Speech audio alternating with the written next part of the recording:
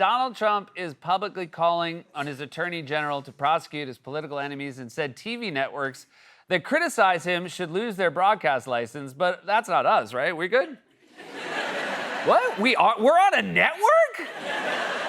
But I don't even wear a suit. This is a network? I thought we only aired on those gas station TVs. This is all very exciting news. For more on this, it's time for a closer look. All the way back in his first term, Trump made it very clear that he wanted to prosecute his political opponents, but he couldn't. And he was very unhappy about that. One of the things they keep asking for is for the Justice Department to really, truly, honestly investigate Hillary Clinton. The saddest thing is that because I'm the President of the United States, I am not supposed to be involved with the Justice Department. I'm not supposed to be involved with the FBI. I'm not supposed to be doing the kind of things that I would love to be doing. And I'm very frustrated by it. That's the saddest thing.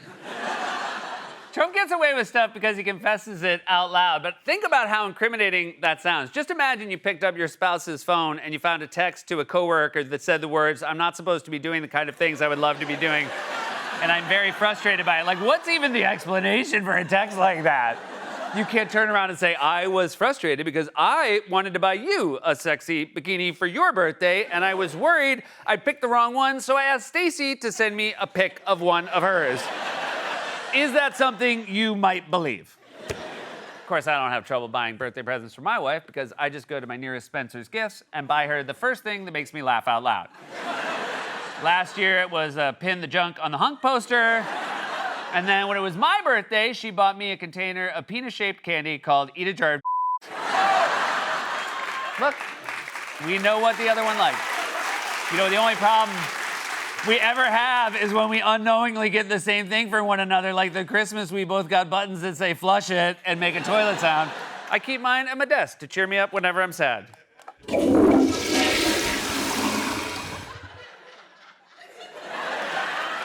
Anyway, the point of all this was to say that Trump made it clear in his first term that he wanted to prosecute his political opponents but couldn't. So this time, his loyalists started drawing up detailed plans for how to change that. Donald Trump and his allies have begun mapping out specific plans for using the federal government to punish critics and opponents should he win a second term, with the former president naming individuals he wants to investigate or prosecute.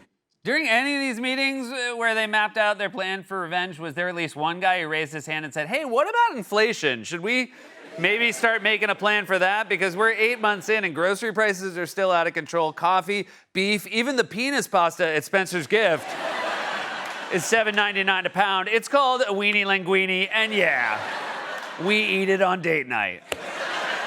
So Trump made clear he wanted revenge. The only impediments the first time were officials in his government, people he picked, like his FBI director, Chris Wray, or his Attorney General, Bill Barr, who wouldn't go along. But Trump vowed to fix that problem if he won a second term. He says he was too nice last time, and this time it'll be different, saying of senior cabinet officials, we put this up on screen, "I let them quit because I have a heart." This is, people in the administration quitting.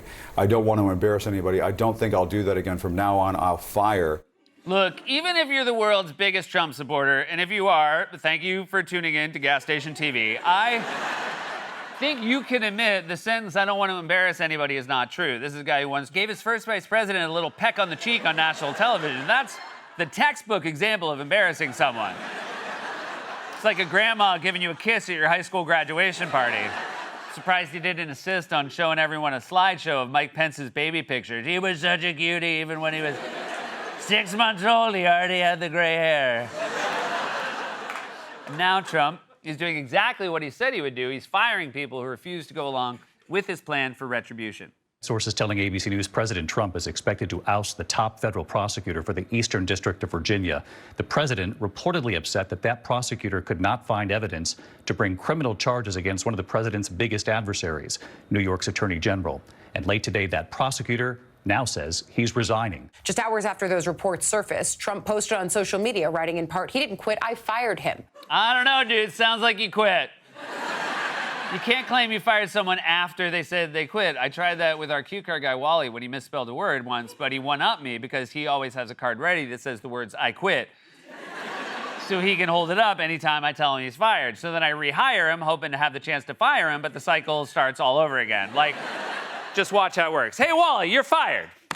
Damn it! All right, fine.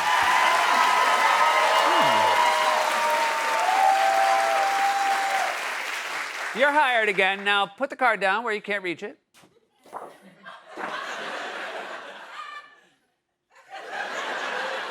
You're fired! Ah! All right. You're rehired again. You know the worst part is, every time I rehire him, he gets a signing bonus. So, like, I'm like 50 grand in the hole on this guy. The point is, Trump was mad because the guy he handpicked couldn't find evidence to charge New York's Attorney General with a crime. And when he ousted him, Trump offered a truly insane excuse.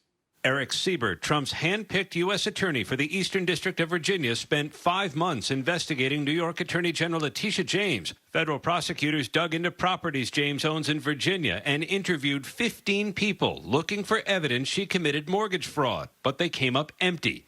Trump said today he wanted Siebert out because his nomination was supported by Democrats. I just want to read what the president said about Eric Siebert. Today, I withdrew the nomination of Eric Siebert as U.S. Attorney for the Eastern District of Virginia when I was informed that he received the unusually strong support of 2 absolutely terrible sleazebag Democratic senators from the great state of Virginia. This is what we get for electing a president from New York, because sleazebag is almost a term of endearment here, you know? I gotta go see my cousin Angelo in Staten Island. Guy's a bookie with mob connections. He threatened to break my thumbs if I don't pay up. Total sleazebag, love him to death.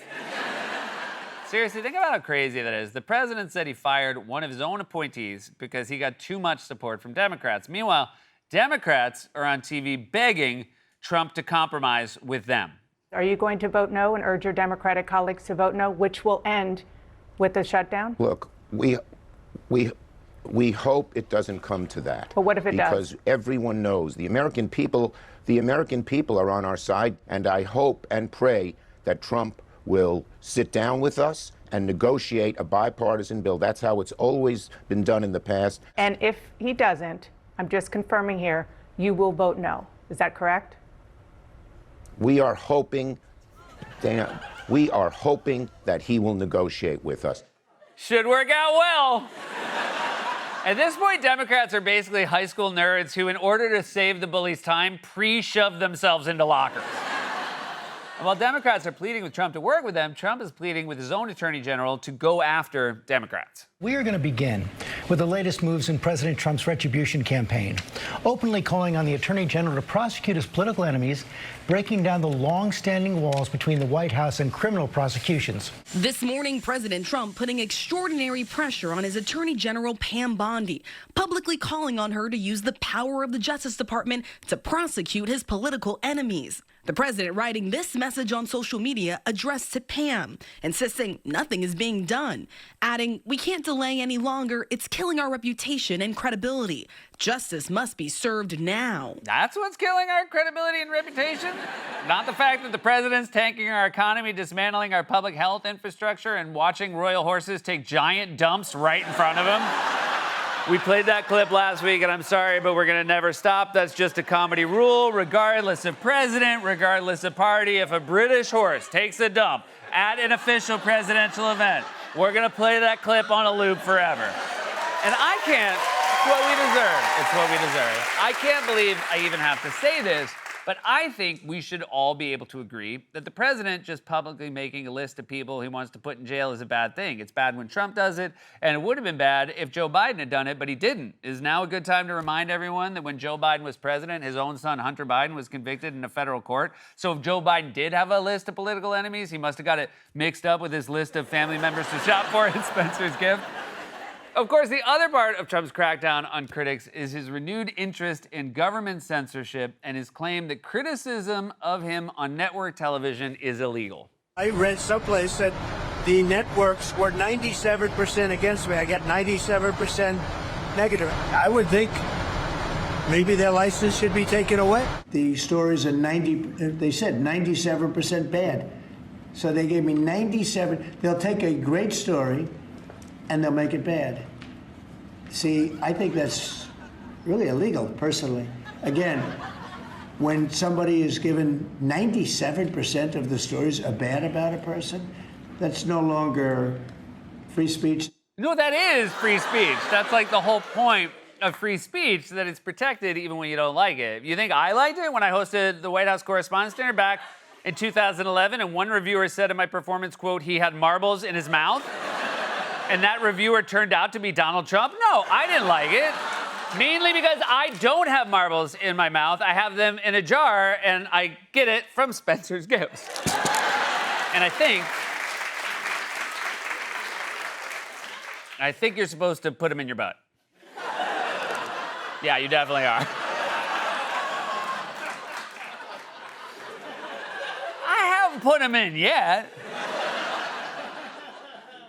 Also, yes, comedy shows make jokes about the president. You know why? Because he's the president. He's the most powerful, most famous person on the planet. And in this particular case, he's a billionaire and his party controls everything. You want us to make the exact same number of jokes about Chuck Schumer that we make about Donald Trump? The only person who would enjoy that is Chuck Schumer, and there's no chance he's awake at 12:37. We also make plenty of jokes about Joe Biden. You know how many times we showed that clip of him tripping up the stairs, or that video of him frozen at a White House music event like he was on mushrooms, or the photo of him with his mouth open at the debate. I mean, I wish he had marbles in his mouth. He had none. That was just a void. He looked like one of those carnival games where you shoot water into the clown's mouth. I also made fun of myself on this show all the time. I once said to myself that during COVID, I looked like an orphan from a Dickens novel and a teenage lesbian's passport photo. And when my writers submitted that joke, I told them that's illegal, but it wasn't illegal. The point is, we make jokes about politicians and people in the news, including Joe Biden. It was just harder with Joe Biden because he didn't say much. You, on the other hand, talk all the time. You never stop talking. You didn't stop talking when he was president. You've talked more than all the other presidents combined ever. People say Johnny Carson didn't make this many jokes about politics, but he would have if every time he spoke, Ronald Reagan did 15 minutes on how toilets don't flush well anymore. And if that happened, Carson would have wished he had a button like I do.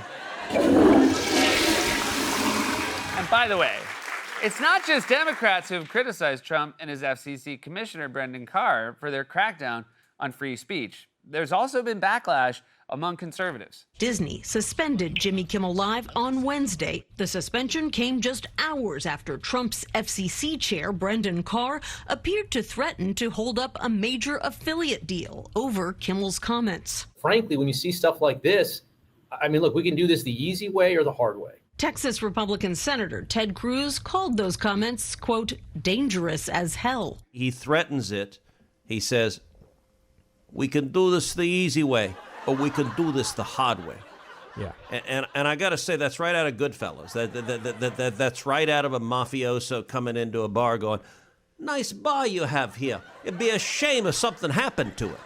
All right, first of all, I want to say I agree with Ted Cruz, and I want to say it because I feel pretty sure there won't be another occasion to say it. Second, as someone who has spent a lot of time working on impressions and not always had it work out well, I just want to say, Ted, keep workshopping that one, because I empathize. That does not sound like a mobster. That sounds like a Russian spy posing as a mobster. Hello, my name is Angelo. I am ordinary Italian mobster here from New York. Here to eat your finest borscht. Oops, borscht, I mean gabagool. It is possible to stand up to this kind of bullying and censorship. For example, Trump tried to sue the New York Times, and that suit has already been thrown out. And minutes before we started taping, we got word that our friend Jimmy Kimmel will be back on the air tomorrow. That's great news. There has been a massive national backlash to Trump's crackdown on free speech, even among conservatives. I haven't seen a poll yet, but I think if you asked Americans if the president should be dictating what TV hosts can and can't say, you'd get about 3% positive and 97% negative. This has been a closer look.